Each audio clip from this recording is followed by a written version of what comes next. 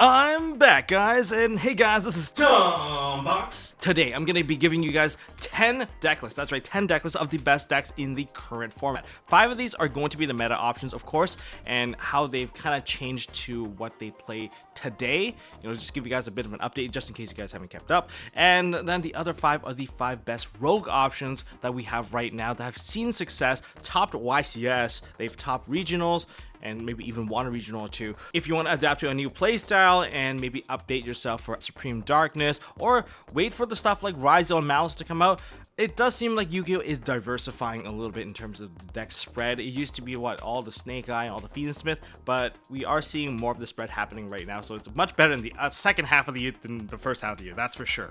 And with that said, hit that like button, hit subscribe, ding that notification bell, and let's get ourselves updated to the current format. So you can think of this as a meta format summary, and we're going to begin with the first 5 of the meta decks. Deck number 1 is going to be Fire King Asamina Snake Eyes. Now, this deck is definitively probably one of the best decks of the current format with multiple tops based on results alone.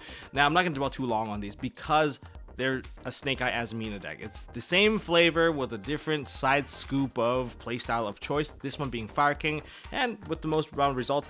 It's not too hard to figure out why, now that the entirety of the engine can start off with an Omni Negate thanks to the Asamina side of the engine. It will give you the original Sinful Spoil. The original Sinful Spoil works with any level 1 fire, and we have Ponyx leading to the entire Fire King engine. And with the Fire Kings, it gives you a lot of flexibility when it comes to card effect destruction or battle destruction amongst your fire monster, because it loads the graveyard with all these interactions. If you go for the Ambler Whale, you'll have yourself an IP Masquerade in the graveyard that leads to the SP Little Knight, not to mention that most of your monsters hit really hard. Most of your end board nowadays, because of the Alconics play, you have a rank 8 to kind of finish off on your field, whether it be a negate from number 90, Galaxy Eyes Photon Lord. Is it Galaxy Eyes Photon? Yeah, Galaxy Photon Lord, and the other one would be like Hope Harbinger. So you have a negate of choice on top of that, and so all that interaction will eventually lead to an OTK because they have Salamangreat, Raging Phoenix, that particular line with the Zelantis. So what makes them so strong? Well, the hand trap lineup is like a given because they get to play Dominus Impulse because they don't overlap with the restrictions coming from that card. So you have your Furoasis, Ash, Dominus Impulse, and you have the Imperm. Now, hand trap wise, the trend would be that Droll is pretty popular. Some people are choosing to play Ogre. One of the upcoming trends to deal with this particular deck is using DD Crows, because you can't really use Bystials against fire, and you can't really, Bystio like spell card, for instance. That's why DD Crow is a little bit more flexible and it can hit them where it hurts. And the Hallowed Asamina side, you can also use that to take away the Hallowed Asamina from coming back so that they don't have that Omni Negate if they started with the the Lamborghini, the Murcielago. So these are some of the ways that you can kind of approach this deck, but essentially if you know how to beat Asamina Snake Eye, you should have some level of grasp of how to beat this particular deck as well. Meta deck number 2, obviously, is going to be Tenpai. I'm not going to dwell too long on it because their games are so short, so there's no point in me dwelling too long. The only key difference between one Tenpai player from another is how many hand traps they play versus how many board breakers they play. Now, the current trend is to play more hand traps because the hand traps are more successful. You get to play the best ones: Dominus Impulse, D-Shifter, Perulia, and Furoas. Those are all capable of turn skipping people, so that's why they play it. And then they also play a bunch of spell cards. But D-Shifter and the other, maxi wannabes, you can see why they are so strong. And their main combo is to get Chandra onto the field and OTK you via the battle phase of Synchro plays, leading into Transcendent Dragon shutting you out from interaction. This isn't a deck that really develops a really strong Yu-Gi-Oh player because it doesn't teach you much about interaction, but it does teach you a lot about the battle phase. I will give you that. The person with a better knowledge of the battle phase is the one that's likely going to win this particular game, or they sacked you with a D-Shifter. That being said, what are people doing to kind of counter this particular deck? Of course, D barriers are one of the common things, the current trend, because now we can't just use Angel Blue Tears to set things up. A lot of people are referring back to Triple Tactics Thrust, because if you get hit by a Shifter, you can thrust into the D barrier, put it onto the board, and call it a day and get your turn back. Some people are countering that with a Crossout Designator of their own and putting in their own D barrier in. I don't know how I feel about that. It's kind of a little bit whack, but other things that people are doing, they're using There Can Be Only One combined with Anti-Spell Fragrance, because when you combine it with Anti-Spell Fragrance, the droplets can't be played, the lightning storms can't be played, the feather dusters can't be played, and even the field spell has to be set. Therefore, it makes the play a lot more manageable. But that's the trend of Tenpai, which is why you're seeing less Tenpai players top because of modern trends adapting to the oppressiveness of this deck. Deck number 3, we have a more pure flavor of Snake Eye Asamina. They still do the same stuff as Snake Eyes. They get to the final end board where they have the statue, a rabbit somewhere on the board. They have an Omni Negate via the Asamina cards via Sylvia.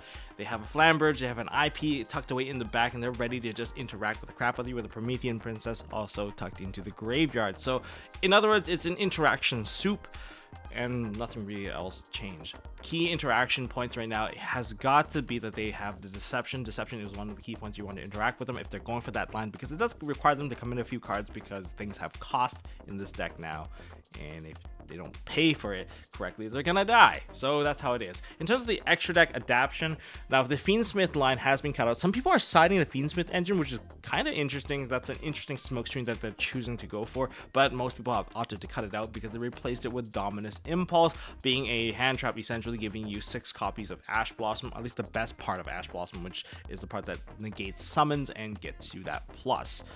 Well, that means they can't play the Fiendsmith line because Dominus Impulse, if they do play it, then they're going to not be able to activate light monster effects. But you might have noticed that there's Ghost Ogres in the deck still anyway. That's because as a hand trap, you can sequence it so that you can use your Ogre first before you have to rely on Dominus Impulse. And typically you want to save your Ash Blossom on the key summon anyway. So anything that sticks on board, you can probably Ghost Ogre it first. And that's why, you see counterintuitive cards like Furrowas. That's a win card that usually gets locked out, but you're likely going to activate Furrowas first anyway, just to restrict your opponent from going too far. And then you can follow up with the subsequential impulse later on so that you don't lock yourself out. Is there anything interesting about this deck? I think the siding trend right now for them is they go for Skill Drain, Anti-Spell Fragrance. There can be only one as a key part of their side, and Triple Tactics Thrust is pretty standard now. Now, a lot of people, because of these floodgates, they've opted to just play more Cosmic Cyclones to kind of out it themselves when their opponent does it to them. But yeah, I think we're going back into kind of a floodgate-esque side deck.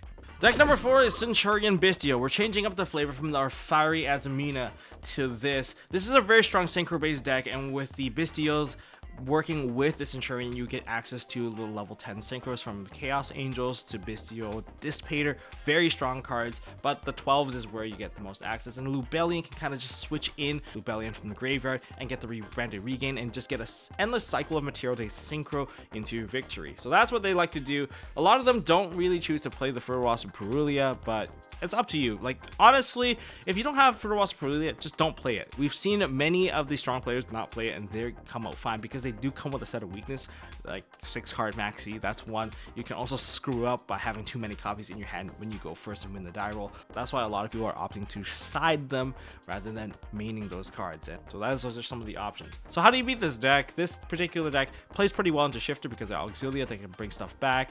Even if you debury them, they have a way to kind of follow up by synchroing on your turn instead of their own. This is a very flexible deck, and it's very rewarding to play. If you want to hurt them, you have to understand the timing of when to actually hit them with Ghost Ogre, and a lot of the stuff in the graveyard you can also kind of counteract with Bistios and DD Crows yourself. And that's all I really have to say about this particular deck. Deck number 5 among the meta, this is my favorite one. It's Rescue Ace. It's Sinful Spoil Asamina Rescue Ace, and it's less Snake Eye than all the other decks because it only runs one Popular, and the engine is still focused on getting that Hydrant out to the Turbulence and building up that Link board slowly while using the Asamina as the Omni Negate. This deck is meant to trade 1-for-1 and outpace your opponent in that sense. The deck runs about 12 hand traps naturally, and with the Super Poly, it just makes it so that it's even easier to board break against your opponent. So this is a control-based deck, and you can minimize the damage done to you from the Molcharmies, so you can go for the Turbulence set 5 pass, which is still not too bad. This is another deck that's very, very strong because it's the control deck, trades 1-for-1, hits really, really hard once you break the board, and Preventers, Turbulences, stuff in the extra deck. You have Zelantis, you have the Raging Phoenix, and that's what makes this deck kind of the same fire flavor, but definitely completely different when it comes to how the engine works.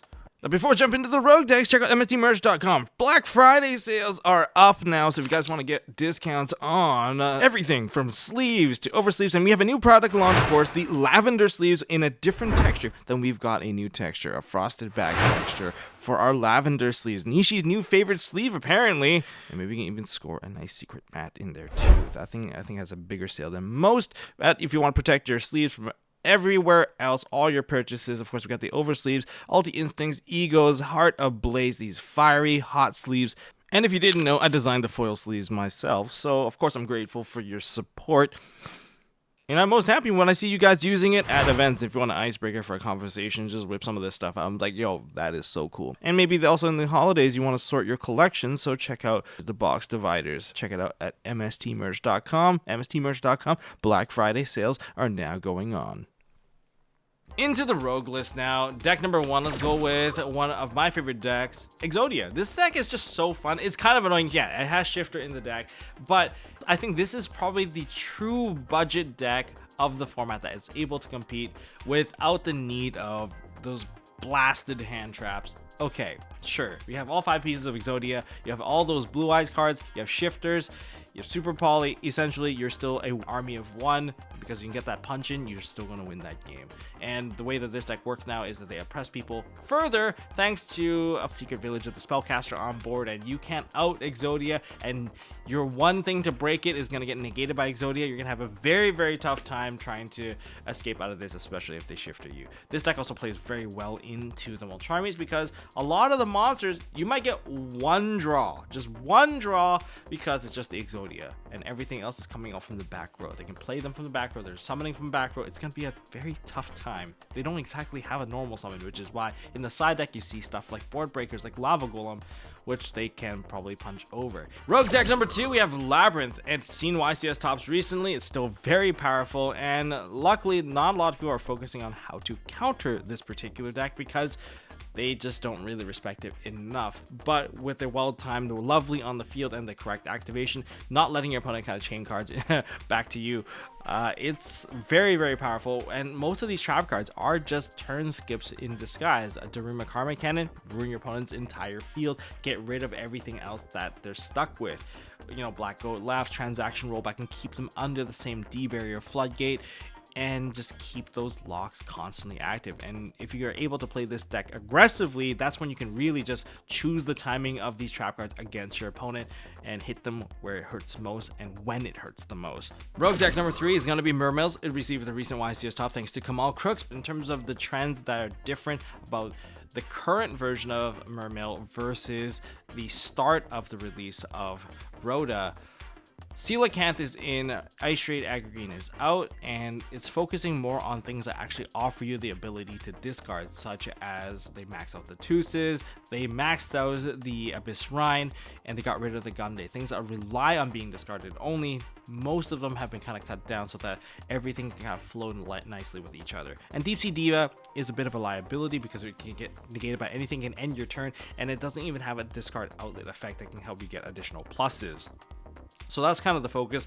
Extra deck wise, they changed it up and doubled up on a couple of names because they also play Pot of Prosperity. But aside from that, there's also 2 totally awesomes. So the board that they're attempting to build now can have 2 toads at the finishing end board instead.